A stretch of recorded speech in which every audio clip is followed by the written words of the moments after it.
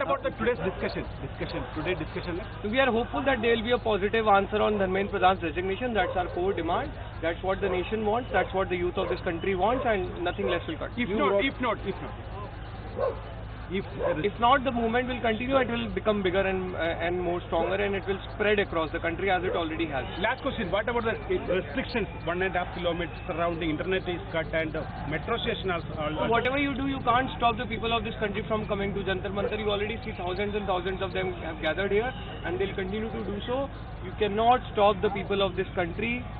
Secondly, जितना भी करना है, जो भी करना है कर लीजिए. Dharmendra Pradhan has to resign, otherwise Jantar Mantar will only become bigger and bigger. BJP raises a concern that the authorities are keeping some gundas in the create some unnecessary situation. Why? There is no answer. Why is what exactly that? This is exactly what BJP's job is. They pay 500 rupees for each goon and then they send them here. We are also concerned about them because they are also jobless, which is why they have to resort to these things.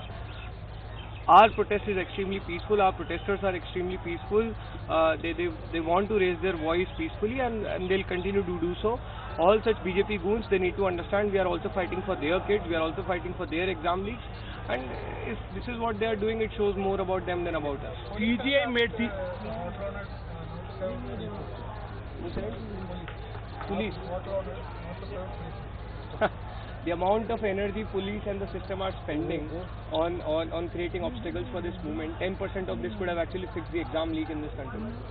One last. The CGI made an clarification or explaining that he don't have 2 months too late is what I'll say.